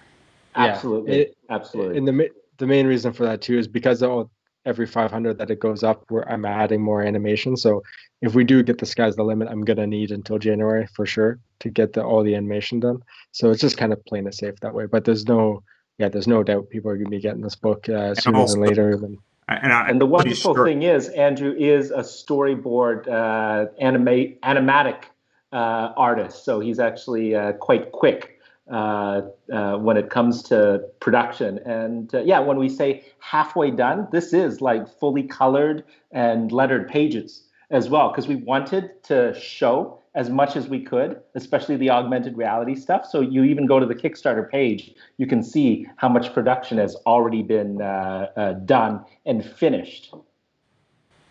And I'm also going to take a leap of faith here, so that there's a bunch of tiers where you get the physical copy and the digital copy. The digital copy is going to get to people a lot quicker than the physical copy, for a lot of reasons, COVID related, non-COVID related. Yeah. And also with digital, and I'm a big proponent of digital. Digital is typically cheaper for everybody, and it's less of a risk for the consumer to back it. yeah, the only thing I'd say is even the digital ones, because I'll have to finish all that animation before the digital backers get theirs as well. So they might be waiting until January as well. It depends on how fast they can get that, minus the shipping, of course. They're going to get it sooner than the people, but say that date that we send Yeah. stuff out, as opposed to the email, they'll get it at the same time. But yeah. And also with digital right now, for those who don't know, there are a good bunch of places in the world that like comic books that can't even accept them. Argentina, last time I checked, is not accepting any packages into their country Yeah. now, which Yeah. is insane. And Yeah, it it's might crazy. have changed a week ago, but last time I checked, a week and a half ago, that's what's going on. They are accepting very few packages into their country. And so Wow. that's something that I think people have to recognize with COVID and have to understand, is that there are places in the world that are not accepting Kickstarter packages. There's nothing to do with money, but digital, perfectly fine, because there's no packaging. So Yeah. Yeah, sure. Yeah, and it's astonishing, having just finished the Cauldron campaign, we've had more digital backers than ever before. And yeah, it is between the countries that aren't accepting packages and the cost of shipping as well around the world is quite high. So yeah, we found we're getting more and more as the world gets smaller, especially with digital delivery, we're getting more readers from around the world in digital format. and that kind of leads into my next question here, and it's my new favorite question. And so Kickstarter and Indiegogo and a few other platforms have become very interesting during COVID. And that's because all these big players have come in. Scott Snyder, Yeah. Jeff Lemire, Charles Soule, Ryan Brown. But Ryan Brown's been on Kickstarter for like the last 4 years. Mm-hmm. He sort of doesn't count. And Mm-hmm. their campaign did phenomenal. Curse Words did great for what it was. And then, Todd McFarlane with Spawn just came in with his toy, comic related. Mm. But it was under the toy. It did $5 million. From my understanding, Keanu Reeves is another big one that I think Scott Snyder. Scott Snyder, Keanu Reeves. I mean, Scott didn't do as well as Keanu though. Absolutely. But it's still very important, and so I'm very curious because there is divide between this community and all sorts of stuff. Russell Nolte has been putting up a lot of comments saying that there's been a massive increase. I think last time this year there was like 176 projects, and this time there's like 236, or maybe Yeah. maybe the number was even 156. Because I think he said there's like Mm. 100 plus increase in the amount of projects that have been on Kickstarter. I think his numbers were maybe last month. I don't want to quote him on it, but gets the idea. And he's been posting a lot of stuff about Yeah. that. And so, how did the two of you feel? Because with all the big names coming in, there's a legitimacy, verification. Also, a bunch of new people have signed up for the platform for their first time. And whether Yeah. Mm. you're Kickstarter or not, they're still on the platform and Absolutely. funnel. I think it's a positive. I think this is absolutely a positive. It is a big paradigm shift in terms of the direct-to-consumer model and the fact that these big names are bringing people to the platform, attracting them to the platform. They get into the system. They got their credit cards in the system, ready to hit those buttons. And the great thing is, you back Berserker or Scott Snyder's project or whichever superstar creator, McFarlane's. If you are a project we love or getting a lot of hits and working your way sort of up the charts, you might actually be able to appear, in the wake of suggestions for folks that back these bigger projects. Elvira has a project going on right now, and Yeah. she's done Yeah. like 10,000. And it's kind of amazing to me, just sort of doing my own browsing and having just finished Cauldron Magazine, because Cauldron Magazine got a lot of unexpected love.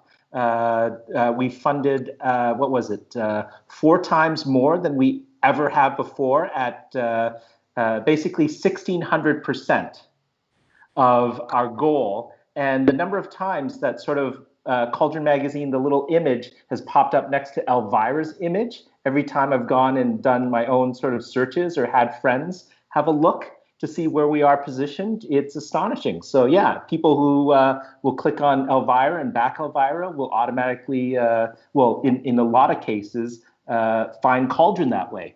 And I have a lot of different explanations as to why we're funding at 4 times as much as we ever did on that particular project. But I think a great deal of it has to do with a lot of superstars coming to the platform. And if you have a similar project or in a similar genre or a similar style, Or you get lucky. you stand to benefit. Or you get lucky. Because sometimes it's just luck, in which there have been Absolutely. projects. And Whatever the algorithm is doing that day. Right? I know certain people that I've interviewed had their projects for about a day underneath Berserker. And they did really, really well with it. Yeah, nice. Yeah. And they got lucky. Yeah, I would say the same thing. It's almost like as a publishing standpoint, now you're the same. There's no real, now you're on like even playing ground, right? As long as your product is of quality and everything else, now you have that. You can just compete with them. So it's pretty awesome. And also, I'll add this, Dynamite's interesting because Dynamite's done stuff on Indiegogo. They've done stuff on Kickstarter. Obviously, Indiegogo and Kickstarter have been politicized for no good reason. There really isn't any difference between the two of them. I know people who have gotten their projects perfectly from Indiegogo. I've heard creators say, every time I back an Indiegogo thing, I've never gotten anything from it. I've only gotten things from Kickstarter. That's not true. I think as a crowdfunding, it's good for crowdfunding as a whole. I don't view Indiegogo and Kickstarter as being inferior to one over the other. They have advantages for both of them. And I do think though that in many ways, with Boom in particular and Berserker, I think it's really really smart for Boom, and it's also helped because some of that money, a lot of that money is going to Berserker, it's going to Keanu Reeves, it's going to the writing team, but at the same time, it's also trickling into other Boom projects. And Yeah. I think that Hmm. it's keeping certain books alive because on the publishing side, one of the things that happens is that if you have a book that's not doing too hot, but another book is doing great in that company and it's doing 4 or 5 times the sales, that book's profits are going to trickle down into a few other books and might allow a writer and artist to have another Hmm. 3 or 4 runs and allow them to have another paycheck and make Hmm. 12 to 15K on the book if they're at And Totally. this has always been the case. Look at Dark Horse, for example. I like to think Aliens versus Predator was what kept a wonderful, wonderful, thoughtful book like Concrete by Paul Chadwick going for ages. If I mean Denny O'Neil, when I interviewed him, spoke a little bit about this, Hmm. where when they killed off Robin in Death of Superman, that Hmm. kept a lot of people employed at DC, Mm. where Absolutely. the press Yeah. never stopped, and it kept a lot of people employed. And then you tied Hmm. that with Batman and Bane, and Nightfall with Chuck Mm. Dixon, and then Death of Superman with Dan Jurgens. Those two people legitimately helped out a bunch of their friends eat, and some series then broke out of that and then were self-sustainable, but a bunch of series were sort of dwindling down, but then got another 5 or 6 issues, and then Hmm. Mm. had to figure something else out. But 5 6 issues that weren't expecting, and now you get to take home a paycheck, and you have another half a year to figure out your next book that you're going to write or work on, or DC has to figure it out for you. That gives them a huge amount of time, and so boom, in the middle of a nightmare, you know, is now maybe they have an extra $80,000 to trickle into a bunch of other books, and that doesn't seem like a lot of money. But in this comic economy and this Hmm. world, that can keep at least 3 or 4 books, you know, Mm. if not more, alive. It Mm. might even be Totally. keeping them their entire company afloat for the next 5 months because of this. Yeah. No, it's great. And for those who don't know, Boom actually donated, and I don't know the number, but they dropped $100 into a bunch of people's Kickstarters because they realized that they sort of messed up a lot of people, Hmm. and and Mm. and to some degree, some of these big guys rub people the wrong way, but Boom at Hmm. least was smart enough to know, saying, hey, we sort of came in here and were a bit invasive and aggressive, and we Hmm. don't think we took money out of your mouth, but we realized that it looks a certain way.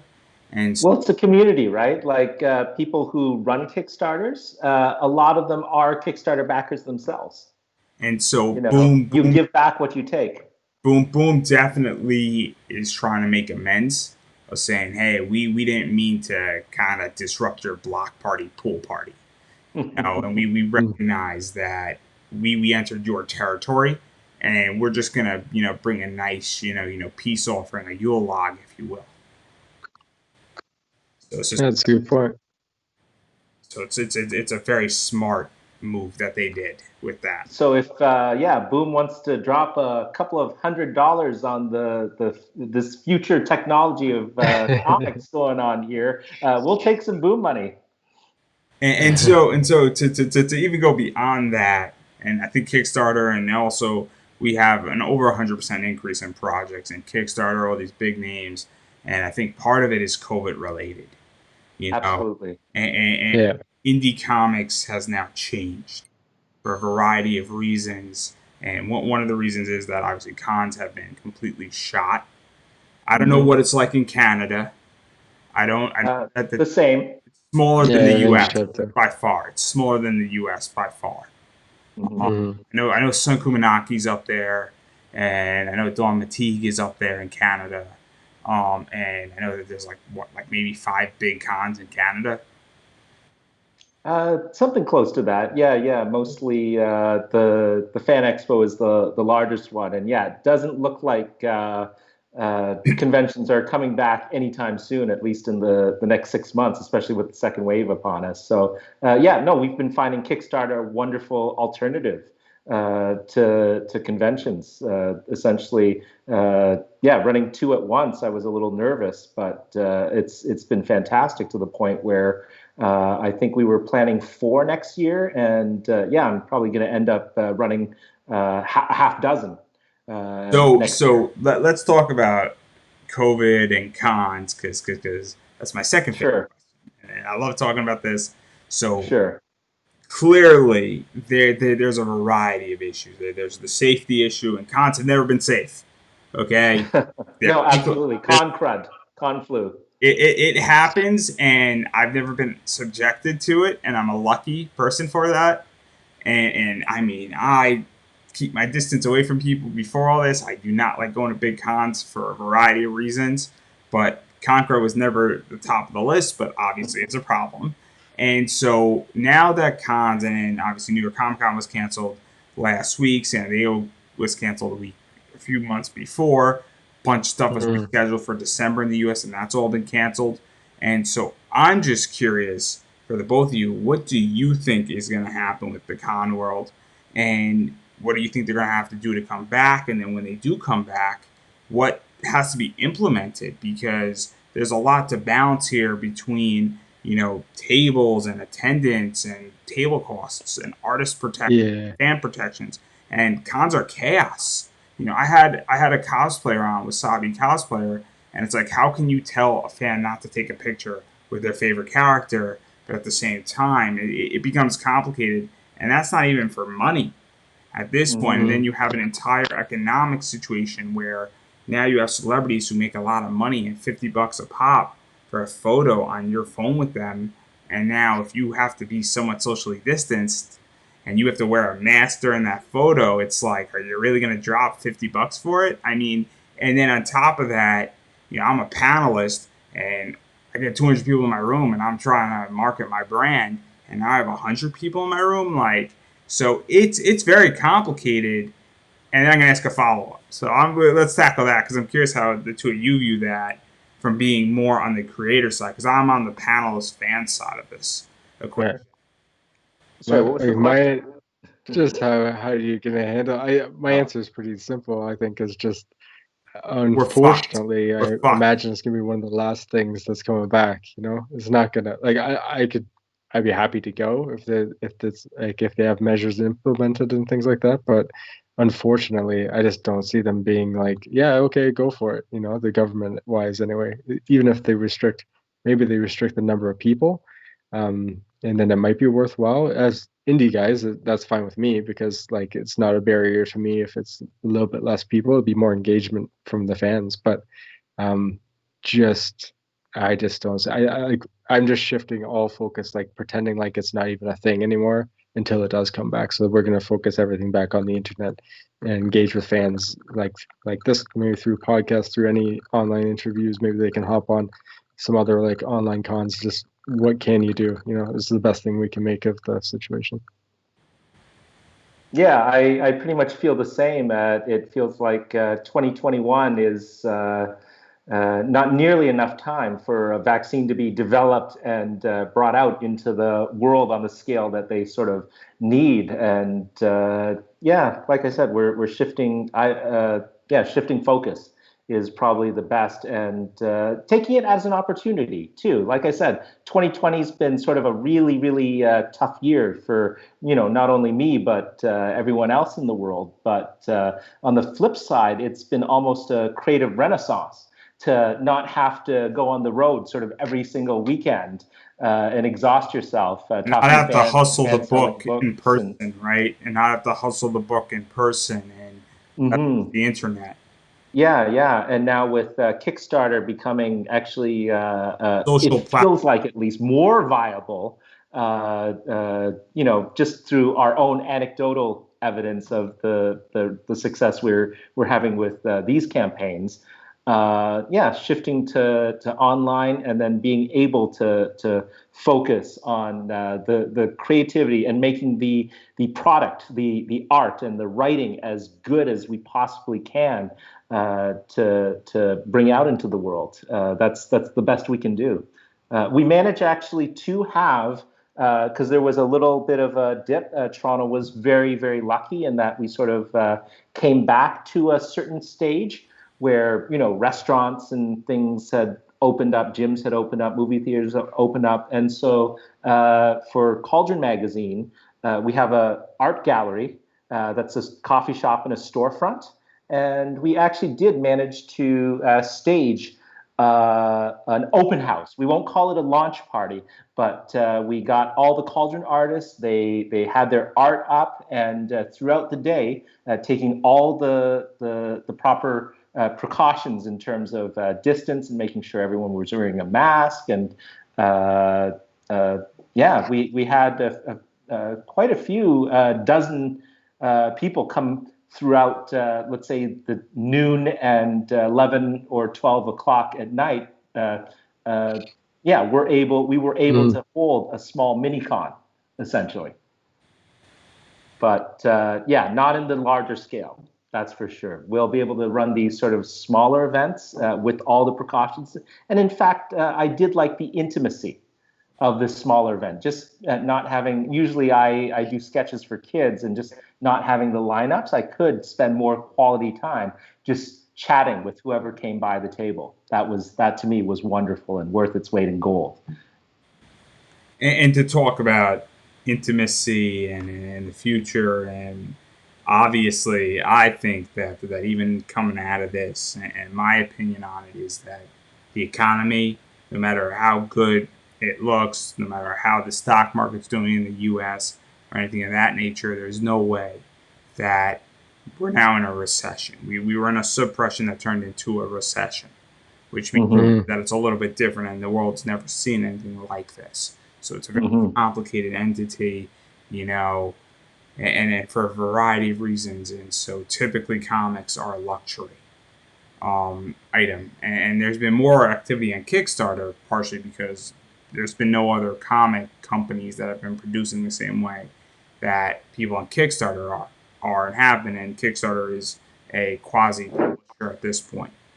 It acts like a publisher, and it's got a lot of features that are like that. But what we've also learned in this entire time is that virtual cons are not the answer. Most virtual it's true. are horrific. If you look at Wizard World, they are failing miserably. They bring in people and they bring in celebrities, and it's not working. We even see with all these voice actors, they're doing Instagram live signings, and they're doing okay. And a lot of these people are very positive on the surface, but it's not working. It's not. It's kind of like the. It's kind of like the comedians, right? Like the comedians tried to do the online thing, but it's just not the same thing. You need that engagement. There's one, and he shares our name, and Andrew Schultz. Oh really? is killing it right now online. Oh yeah. He's great. Nice. Yeah, Great though. He's been killing it online. He just has the vibe on how to do it online. He has his own studio, and he's great at it. He's like one of the only people who's doing well online. But I digress. And so, and then also what's happened to me is that I've tried to get on a bunch of virtual cons to talk about comic book investing and certain aspects. And I get we wish you the best in your future endeavors. In a time where, and that was from the people from Big Dog Inc. And so in a time where we are legitimately in a crisis, because I'm on the opposite side of it. And what's crazy about their virtual con is that they had people whose books go up in value that are working on their book that I've interviewed and that I know. And, I haven't spoken to some of those people, but there's going to be conversations coming. And especially during this time, and I'm openly, publicly saying it, and I've said it before, and I'm going to say it again, where that's also happening, where there's a variety of people being excluded from the conversation, and there's a whole chunk, and there's 1/3 of the entire con world being excluded efficiently, and it's going to be a real problem when things come back. And virtual is not the answer. No. Podcasting is, this is part of the answer, but Mm-hmm. I'm just curious how you guys feel about the virtual side of things, because in my opinion, it's not working. Very few companies. I'll give you a great example, and I work with them, and I'm going through their entire list of a bunch of artists, and they're great. But Zenscope has almost 70,000 Facebook fans on their page. The most they've ever gotten in a live selling virtual con is 200 people.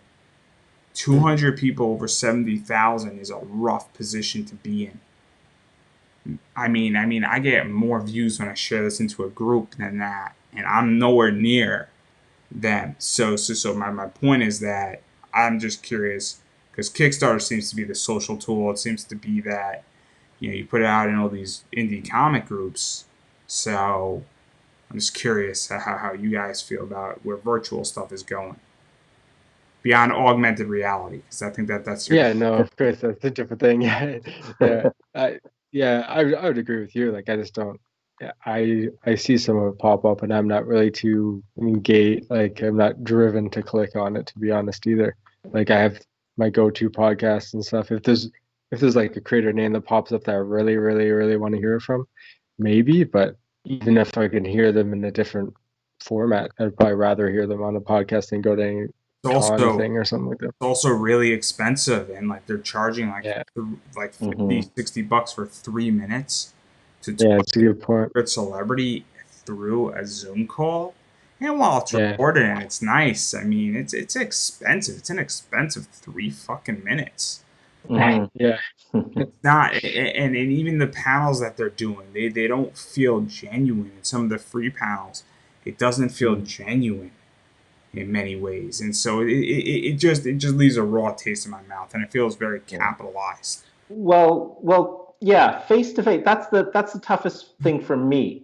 Not getting sort of the face to face time with the folks that are reading and the fans and the folks that just being able to do a sketch for someone and handing it to them or having them chit chat with you as you're drawing the sketch. That's what I really miss the most. Andrew and I did we were a virtual panel yesterday, and yeah, other people sort of entered the Zoom chat in the room, but you couldn't really see their faces. You couldn't really interact with them. You couldn't really connect with them in that sort of meaningful way. So I wish it were different, but here's hoping that 2022 we can get back to normal. That's my huge wish that 2022 we just get back to normal and things sort of bounce back. On the flip side, uh, one of my observations, especially with Kickstarter, is this time we're sort of cleaning out of original art. So there are a lot of original art fans out there that aren't having their conventions and face to face and able to commission the sketches face to face. But on the flip side, they still are hungry for original art, and we couldn't for the Cauldron campaign, and even now we're discovering with the Ballyskillen campaign. As soon as we put original art tiers in, they get snapped up. So that's a very positive for us. And we've done also a lot of live drawing events too. A friend of ours does something called Sketchmania, which started off as sort of a charity event, and it sort of morphed into Kickstarter and charity.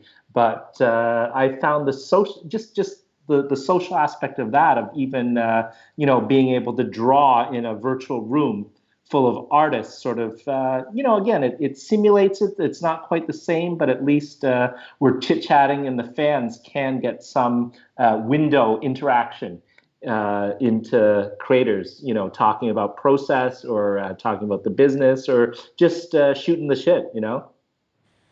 Yeah, and I think that in many ways, things like that, I've seen a lot of table reads of comics start popping up and start Mm. happening with a lot of people. I just saw, Fast Times at Ridgemont High with a bunch of people Oh, that was amazing. on YouTube now. And personally, I think they ruined it because I don't think you can replace that movie. And when Phoebe Cates took off her top, No, but changed my it trajectory. was nice seeing the actors come back to it, especially at their age. I was amused by it. No, I thought it was great, but when Phoebe Cates took over top, it changed the trajectory of my life. So, there you go, right there. I agree with you, brother. Although she still looks amazing. I think she is phenomenal even today. Well, this show just got X-rated because she's a smoking hot MILF. So let's just leave it at that. We know where my mind is in the gutter. I'm never ever gonna have a career as a teacher at this point. So clearly, but I digress right there. Or anything PG. I'm clearly not safe for work, and I might be a danger to society. But I digress. And on that note, I definitely want to give both of you an opportunity because we could be talking about this for the next hour. And I'm sure that when issue 2 comes out, or whenever you guys want to pop on, or whatever your next project is, I'll be happy to have both of you on again. But I do want to give you both an opportunity to promote yourselves. Where can people find the Kickstarter? Where can people follow you on social media, Twitter, Facebook, Instagram? Because those are the important ones. I don't know if you got TikTok. I don't know if it's still No, legal. Is I'm it not legal in TikToking. Canada? Is it legal in Canada still? Like, I don't even know. It is, yeah. It's a free for all up here. You can TikTok away. Yeah, you can find me andrewdorland.com. It says DORLAND. And then for all my social stuff for Twitter and Instagram, it's just at Drew Dorland. And that's the easiest way to find me. There's a link right to the Ballyskillen stuff for the Kickstarter right on my front page of my website as well, if that's easier.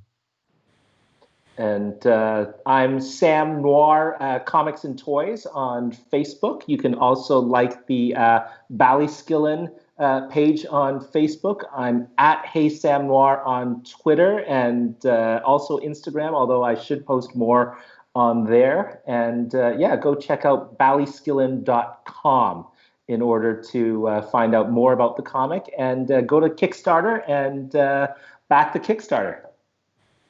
And I think the Kickstarter has 16 days accordingly as of October 19th.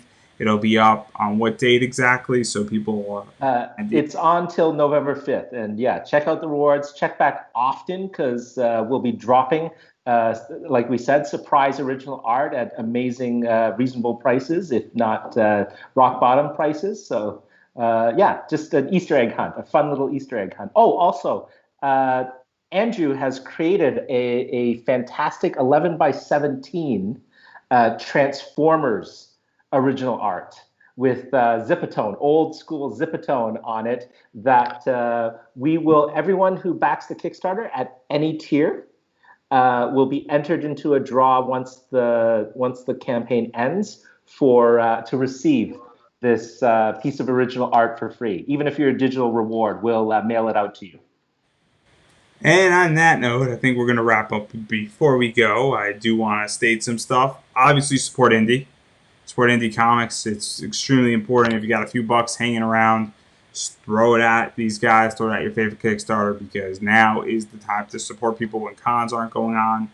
And a lot of people are, I don't want to say hungry artists, but this is the time to do it, everybody. And if you don't have a few dollars, because times are tough, you're taking care of your family, you're making sure your dog is okay, or you're making sure you're counting your pennies to get your rent, please take care of yourself first. Make sure that you are financially stable before you go help somebody else out. That is the greatest thing you can do right now. And make sure that you're prepared for the storm that might be ensuing with the second wave and a variety of other problems that might hit, or the winter, or the economy starting to really crumble down, because nobody knows exactly what's going to happen in the next 3 months. But if that's the case you're in, and you still have internet and electricity, and that's not shut off yet, please go follow people on social media. It's free. There really is no excuse anymore. I've been saying it, and obviously everybody knows I joke around at the end of these interviews saying, well, if you don't have electricity and internet and you're watching this, there's a business opportunity. I want to make money because you have some piece of technology that is wonderful that we can make tons of money off of. And the most important part is, when I say we, I mean me. And you will get your share of it as well. But I really mean me, because I like money. But in all seriousness, social media is free. You have the choice of Twitter, Instagram, Facebook, websites, and also sharing and engaging is so helpful. Don't like things, guys. Give it a heart, because right now Facebook is prioritizing the hearts over the likes. I'll take likes, I'll take hearts, I'll take laughs. But really, Facebook loves hearts, and it actually affects their algorithm more. And so, if you're watching this, please give hearts because it actually really helps to move the algorithm, and also share it. There's all these comic groups out there, everybody, and sharing Kickstarters and sharing things onto your personal page. Even if you contribute, please share that you contributed because I like to lead by example, and I think a lot of people do respect that. And at the same time, though, if you can't contribute because you're taking care of yourself, please share it on your personal page, tweet about it, give it a like on Twitter, give it a like on Facebook, share it into groups, comment, say, hey guys, keep up the good work. Really like the preview because it really does help to keep people motivated and moving forward. Also, once you go support their Kickstarter and what's going on, and just follow the links on what pretty much I'll put it up in the description of the page and all that stuff, and where you can go find the Kickstarter. I right now am building out a comic book investing class. It's on OnlyFans. It's right now $5 a month. I have the next 2 weeks covered. I'm working on the third week, and we go through the basics on how to invest in comic books, everything from barcodes to variants to research, how to do research, how to use Comic Vine. I'm going to be working on another video tomorrow dealing with that. I actually just put up the variant calculation formula, which is a formula that I and my friend who's a mathematician developed. And so that is the exact way how to calculate your variant number to the T.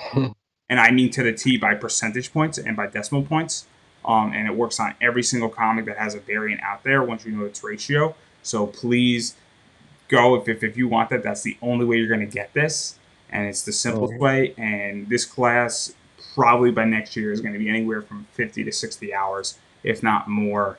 And if you're concerned that I don't have enough content in it right now, buy in now because in January it's going up to $10, and then probably in April it's going to go up to 15. And everybody who gets locked in now, one of the things about it is that if you buy a 12-month subscription, you're going to be locked in at that $45 price, and I do offer discounts for it. So definitely check it out if you want to be rich. If not, you can be poor. Also, if you sign up right now, you're going to get 20 free days to check it out, and OnlyFans charges you 10 cents for the first time just to activate your account. So in reality, it's going to cost you 10 cents for 20 free days, but I can only offer that for 20 people right here, right now, and that promotion is running till November 9th, I want to say. And some people might have already claimed it. I don't know, but if you don't want to be poor, I mean, this is one way how not to be poor.